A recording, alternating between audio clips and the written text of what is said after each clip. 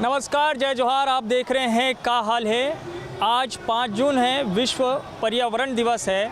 ऐसे में राजधानी रायपुर में पर्यावरण का हाल कैसा है, यहाँ पे जल, पेड़ पौधे, तालाबों को लेकर किस तरह से काम हो रहे हैं, इस पर बात करेंगे। लेकिन मैं शुरुआत कर रहा हूँ रायपुर नगर निगम के सामने से, जहाँ पर पर्यावरण दिवस के मौके पर ही जल संकट को लेकर एक प्रदर्शन चल रहा है। ये रायपुर नगर निगम है। बिल्डिंग तो बहुत भव्य है, लेकिन रायपुर नगर निगम में पिछले कुछ सालों में बहुत तेज़ी से तापमान में बढ़ोतरी हुई है। जल संकट भी बहुत तेज़ी के साथ जो है गहराया है। तालाबों के संरक्षण पर भी काम बहुत घटते चला गया है और कई तालाब जो है वो पाट दिए गए हैं। उनमें जो है सौंदर्यीकरण का काम हुआ है, सड़क निर्माण हुए हैं, बाकी चीज़ें बनी हैं, लेकिन जल स्तर घट गया है और यही हाल प्रदूषण का भी है। तो इस पर लोग क्या कह रहे हैं, लोगों का असल में रायपुर में हाल का है, इसे जानते हैं। अजय, क्या हाल है? पानी नहीं आता भैया, पानी नहीं आता। कृष्णनगर रामनगर 25 नंबर वार्ड में पानी नहीं है सर। हम लोग रायपुर में पानी की हद का कमी होगी। हाँ, टैंकर ले लेके घोटाला कर रहे हैं। स्टील का टैंकर ले रहे हैं। इतना साल से हम लोग लोहे के टैंकर में चलाएं तो उससे बीमारी नहीं हो। स्टील के टैंकर चलाएंगे तो बीमारी हो जाएगा। महापौर घोटाला कर रहा है पूरा पैसे को। ये तो सियासी बात हो गया। असल बात बताओ जी ने कहा है। पानी नहीं आता भैया हमारे 2-3 महीना से। कौन सा वार्ड में नहीं है? 25 नंबर वार्ड में। और तुम्हारे यहाँ जिन्हें हाल का है पर्यावरण के, बाकी जिन्हें गंदगी है सब एरिया। तालाब तालाब नहीं है, नदी का सुविधा नहीं है, पानी नहीं मिल रहा है। पानी सही में नहीं है। नहीं आ रहा है भाई, तो आए हैं क्या? नहीं आ रहा है सही में पानी नहीं है। तो मतलब नल में पानी नहीं आता है? हाँ, नल सूखा पड़ा है, लगवाए जरूर है लेकिन नल में पानी नहीं आ रहा। अच्छा, 17 हज़ार रुपये का हम लोग लगाए सर, टैक्स भी दे रहे हैं, उसमें पानी नहीं आ रहा सर। गर्मी कितनी है? बहुत गर्मी है। गर्मी तो है सर। हाँ, इससे कैसे निजात मिलेगी सर? व्यवस्था होगा तभी ना पानी का सर। पानी की व्यवस्था जरूरी है। हाँ, नाली पानी। अब बात करते हैं, क्या नाम है सर, कहाँ रहते हैं? खमाड़ी, नेताजी सुभाष चंद्र बोस वार्ड। क्या करते हैं सर आप? मैं तो सेवानिवृत्त हूँ। काहे से? इलेक्ट्रिसिटी बोर्ड से। अच्छा, बिजली विभाग से। जी। बहुत गर्मी बढ़ गई है रायपुर में। इतनी भीषण गर्मी, और इस भीषण गर्मी में इतनी पब्लिक जो पानी के लिए वास्तविक में परेशान है, रायपुर शहर की जनता। और ख़ासकर मैंने देखा नेताजी सुभाष चंद्र बोस वार्ड में लोग घड़े ले लेकर के दिन भर अपने घर का काम छोड़ करके पानी के लिए व्यवस्था, सारी महिलाएं जुटी रहती हैं। ये 15 साल से ये हाल है और हम लोग हमेशा पार्षद और निगम और आदि ऑफिसरों को बोलते रहे हैं, लेकिन आज तक इन्होंने हमें पानी टंकी की व्यवस्था नहीं दी। बड़े शर्म की बात है, इतने सारे लोग आए, इतनी बड़ी सरकार, इतनी बड़ी श्रेय लूटता है कि जनता मेरे नाम से खुश है। इस महफिल से आपको सबको समझ में आ जाएगा कि वाकई जनता रायपुर शहर की एकदम त्रस्त है पानी के। रायपुर में पर्यावरण का संतुलन कैसे बिगड़ा? रायपुर में पर्यावरण तो काफ़ी प्लांटेशन इसके पहले 15 साल पहले 5 साल पहले हो चुका था। वो तो मैं कह रहा हूँ, लेकिन समस्या तो बहुत सालों से है ना। संतुलन क्यों बिगड़ रहा है? संतुलन ऐसा है, पॉलीथीन बंद करेंगे, साफ़ सफाई अच्छी करेंगे, निगम में अमला काम करेगा, साफ़ सफाई करेगा, मच्छर लार्वा मारा जाएगा, ये सब तो कुछ हो ही नहीं रहा है, सब पेपर में हो रहा है। हम लोग पॉलीथीन बंद करने की बात करते हैं, फैक्ट्रियों को बंद कर दिए 2-4 दिन धरपकड़ करते हैं। आज धड़ल्ले से रायपुर शहर में पॉलीथीन चल रही है। जब ये पॉलीथीन नालियों में जाएगा, संतुलन स्वाभाविक है बिगड़ेगा। लोग भी क्या लापरवाही कर रहे हैं ज़्यादा? लोग तो लापरवाही करेंगे। ये सरकार जो बैठी है इतनी लापरवाह है, तो उसकी जनता क्या करेगी? फिर भी जो पब्लिक जागरूक है और वो हमने पुरखों से सीखा है तालाबों के संरक्षण करना, पेड़ लगाना। क्या हम अपने पुरखों के जो सिखाए हुए चीज़ हैं उससे भूल गए, अलग हुए हैं? रायपुर की शहर की जनता, यहाँ तक मैं कहूँ कि नेताजी सुभाष चंद्र बोस वार्ड में एक तालाब है, शीतला तालाब करके, उसकी सफाई हमारी सेना के द्वारा की गई। हमारे गांव के निवासी हमारे अध्यक्ष महोदय हैं, इनकी देखरेख में किया गया। और आज देखेंगे आप कि वो तालाब इतना स्वच्छ और साफ है। उस तालाब की स्वच्छता और सफाई को देखते हुए निगम प्रशासन बीच में बदमाशी करी और उस तालाब को कमर्शियलाइजेशन करने के लिए, मछली पालन के लिए ठेका में दिया जा रहा था कि तालाबों का संरक्षण करने की बजाय क्या उसका जो है सौंदर्यीकरण करना या उसका कमर्शियल या व्यावसायिक उपयोग होने लगा है? देखिए सर, मैं यहाँ मेरी उम्र गैर राजनीतिक बात मैं कर रहा हूँ। राजनीतिक बात नहीं कर रहा हूँ मैं यहाँ का पैदाइशी हूँ। मैं 72 साल मेरी उम्र है। यहाँ इतने तालाब थे और सबको ये कॉलोनी और ये गार्डन वार्डन ये सबसे ज़्यादा मतलब उसमें आप देखिए रायपुर शहर में कितने तालाब थे, अभी गिने गिने तालाब है और जो बचे हैं उसके सही ढंग से उनका ये नहीं कर रहे हैं। उसका जो निर्माण करना चाहिए, सुरक्षित रखना चाहिए तालाबों को, वो ये नहीं हो रहा है। मतलब जल स्तर भू जल स्तर गिर गया होगा। क्या चीज़? जल स्तर काफ़ी नीचे चला गया। जल स्तर वो पानी नहीं रहेगा तो जल स्तर होगा। और सबसे बड़ी चीज़ है यहाँ की जो नहर नालियाँ जो थी, नहर नालियाँ को जो बंद करवा दिया गया।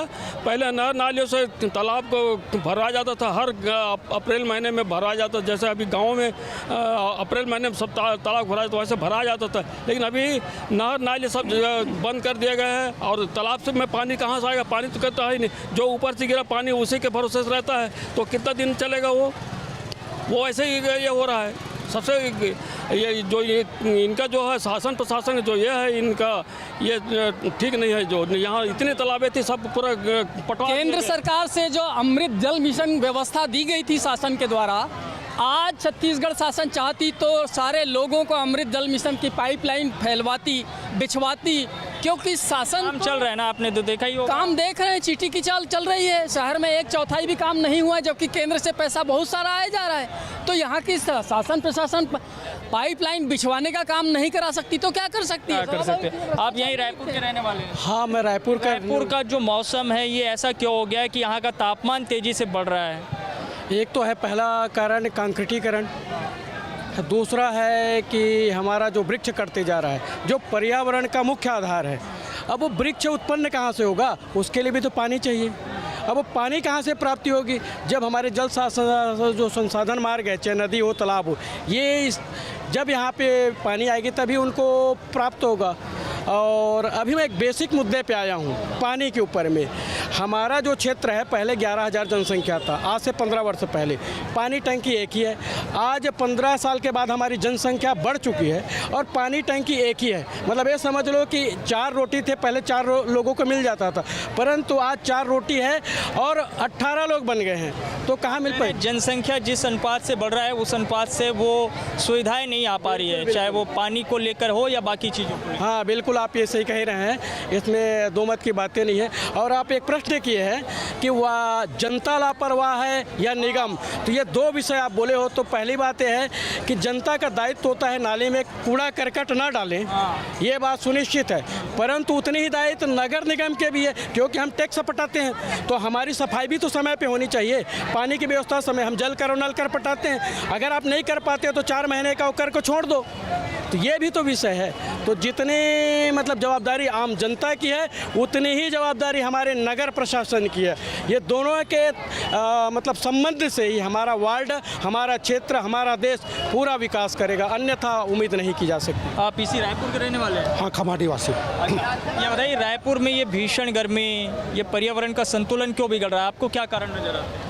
सभी तक पेड़ पौधा काट रहे तो संतुलन बिगड़ना है। पहले कैसा था रायपुर? पहले तो स्वच्छ था, अच्छा था, निर्मल था, एकदम शुद्ध हवा मिलता था। स्वच्छता में तो अभी भी हम सब अवार्ड लेके आए हैं। अभी भी वही पिछड़ा वर्ग है जैसा भी है, पहले तो अच्छा ही था, यानी कि सफाई, अभी तो और गंदा। सफाई में अवार्ड मिल रहा है, वो क्या है? सफाई क्या पता है, अवार्ड मिल रहा है तो वो तो ऊपर मिल रहा है, अंदर जाकर देखो अंदर क्या है।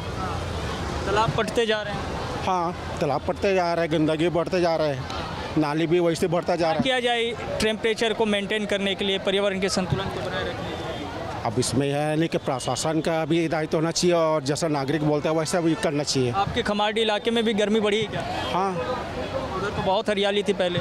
हरियाली था तो वही तो पेड़ काटते जा रहे हैं। तो मैं आपको दिखा रहा हूँ रायपुर शहर में पर्यावरण का हाल क्या है। रायपुर को तालाबों की नगरी कहा जाता रहा है और ऐसे ही एक तालाब में अब मैं पहुँचा हूँ जिसका नाम है महादेवा तालाब।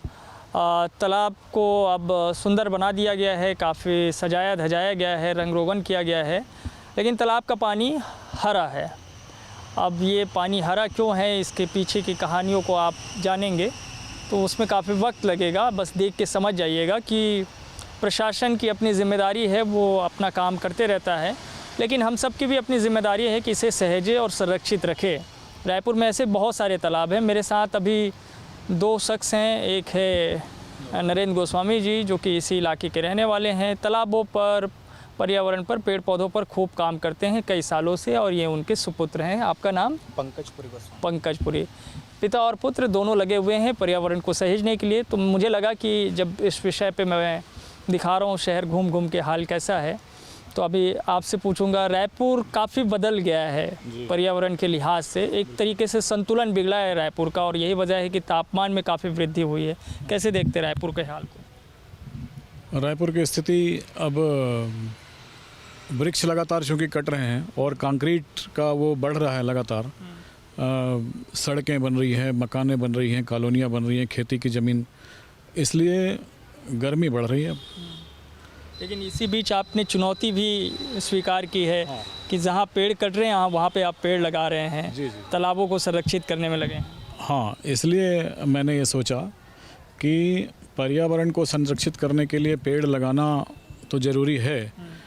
उस पेड़ को लगाकर पूरा एक पेड़ बनाने की जिम्मेदारी, उसका मैं संकल्प लिया हूँ असल में। और चूँकि ये तालाब महादेवा तालाब है, महादेव जी का प्राचीन मंदिर है, तो मैंने सोचा कि सारे भक्तों को बेल की पत्ती भगवान में चढ़ाने के लिए यही मिल जाए तो इससे अच्छा और क्या हो सकता है। और इसलिए मैंने आज से 7 साल पहले 2016 में बेल के 31 पेड़ लगाए थे, जिसमें से लगभग 25 पेड़ अभी है। रायपुर शहर में दिखा रहा हूँ पर्यावरण का हाल का है। ये महाराज वन तालाब है और इसका हाल आप देखकर समझ सकते हैं कि रायपुर में तालाबों के संरक्षण और संवर्धन पर काम कैसा हो रहा है। अक्सर जब तालाबों पर बातचीत होती है तो बड़े बड़े होर्डिंग्स लगा के या दिखा के ये बताया जाता है कि हमारे पास तेली बांधा है, जिसका बड़ा रंग रोगन किया गया, सुंदर बनाया गया है और उसे मरीन ड्राइव भी जो है कहा जाने लगा है। लेकिन दिखाने के लिए सिर्फ वही एक तालाब नहीं है, ऐसे ही बहुत सारे तालाब है जिसकी दुर्दशा इसी तरीके से है। यहाँ के स्थानीय लोग हैं। ये महाराज वन तालाब का हाल ऐसा क्यों है? ये ऐसा जर्जर हाल हम बचपन से देखते आ रहे हैं। इसमें नाला अटैच हुआ है जो बदस्तूर जारी है। नेता, व्यापारी, अधिकारी जो भी आते हैं सर्वेक्षण में, वो आश्वासन और दिलासा देकर निकल जाते हैं। कुछ संस्था साफ सफाई के लिए अभी लगे हुए थे, जलकुंभी सफाई के लिए, वो भी पल्ला झाड़ के चले गए। मैं उस संस्था का नाम नहीं लेना चाहता हूँ क्योंकि वो विकास कार्यों पर ध्यान देते हैं। खैर, वो संस्था अपने हाथों से इनको साफ नहीं कर सकते, इसके लिए कुछ मशीनरी आइटम आएंगे, उसके बाद इसका साफ सफाई किया जा सकता है, जिस प्रकार बूढ़ा तालाब का किया गया था। तो इसका अगर जीर्णोद्धार करना है तो इसमें 1-2 साल सफाई लगेगा, पानी का छनाव होना चाहिए, इसमें अंदरूनी कीचड़ हटाना पड़ेगा। यदि इसमें कोई आदमी जो ये बस्ती का नहीं है, अचानक भयानक इसमें कोई हाथ मुंह भी धोता है तो उनको इन्फेक्शन होने का 110% चांसेस है। इतना प्रदूषित हो चुका है ये तालाब। और इसमें जलकुंभी जितना भी साफ करो वो पैदावार उनका बढ़ता ही जा रहा है क्योंकि इसमें गंदा पानी लगा हुआ है। ये गंदे पानी का उपज है। उसको रोकने के लिए कोई काम नहीं हुआ है निगम की तरफ से? नहीं, उसको रोकने के लिए कोई काम नहीं हुआ है। बस टेंडर मिलता है, जिनको टेंडर मिलता है वो दिखावे के लिए बस मीडियाबाजी वगैरह करता है और चले जाते हैं। आप देख सकते हैं वो आज 5 जून है, पर्यावरण दिवस है, और यहाँ के साफ़ सफाई और यहाँ का हालात आप देखकर खुद ही बता सकते हैं कि मैं देख रहा हूँ डिस्पोजल है, शराब के बोतलें हैं, वो सब भी पड़े हैं। हाँ, तो इसमें हमारा प्रशासन थोड़ा ढिलाई दे रहे हैं। हमारे प्रशासन की तरफ से कुछ स्ट्रिक्टली ध्यान दिया जाएगा ना, तो उस पर अमल किया जाएगा तो यहाँ का माहौल सुधर सकता है। ये रायपुर शहर का सबसे बड़ा तालाब वाला हिस्सा है बूढ़ा तालाब, और बहुत प्राचीन भी है। 600 साल पुराना इसे बताया जाता है और तब से लेकर अब तक इस तालाब को संरक्षित करने में काफ़ी कुछ किया गया। बहुत सारे पैसे खर्च हुए, करोड़ों रुपए खर्च किए गए, लेकिन तालाब का पानी जो है हरा से हरा होते चले जा रहा है।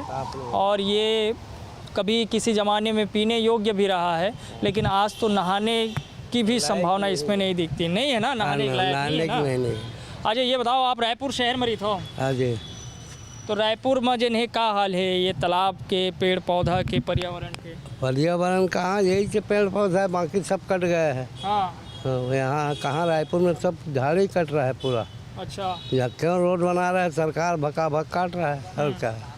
और तालाब का हाल? तालाब का हाल यही है बस, बाकी सब तालाब तो पटिन हो रहा है। मकान बना रहा है, बिल्डिंग बना रहा है, सरकार पैसा कमा रहा है, गरीबों को और तरफ खा रहा है। नहीं तो तालाब को तो सुंदर बनाने का भी काम हो रहा है। और कहाँ का पर बताया है, अभी मच्छी तालाब बना है गोलिहारी में बस। हाँ। बाकी एक तालाब तो बस यहाँ पड़ा हुआ है। रायपुर शहर में पर्यावरण पर बात हो रही है, पर्यावरण के हाल को जानने की बात हो रही है। ऐसे में एक युवा जो साइकिल मैन है उससे अगर बात नहीं होगी तो शायद ये बात अधूरी रह जाएगी, क्योंकि पिछले 15 सालों से ये रायपुर शहर को साइकिल से घूम घूम के देख रहे हैं, यहाँ के पर्यावरण को देख रहे हैं और लोगों को जागरूक करने में भी लगे हुए हैं और अपने व्यवसाय का हिस्सा भी इन्होंने पर्यावरण को बना लिया है। राघवेंद्र, क्या हाल है रायपुर शहर का?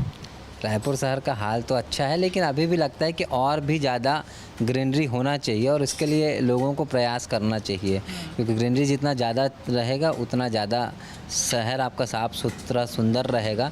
रायपुर में ग्रीनरी तो है लेकिन और बढ़ाने की ज़रूरत है और इसके लिए सारे लोग, संस्थाएं प्रयास कर रही हैं। लोगों को खुद से प्रयास करना चाहिए और मुझे लगता है कि लोग जब खुद से प्रयास करेंगे तो ज़्यादा बेहतर है, क्योंकि मैं जिस कॉलोनी में सेज बाहर की बात करूँगा वहाँ रहता था तो वहाँ बहुत पूरा सामने पेड़ लगे हुए थे। बहुत सारे लोग घर के चक्कर में काट देते हैं पेड़ को कि भाई छाया नहीं चाहिए उनको, घर के सामने जगह ज़्यादा चाहिए तो वो पेड़ काट देते हैं, जिसका विरोध भी मैं कई बार कॉलोनी में रहते हुए किया था।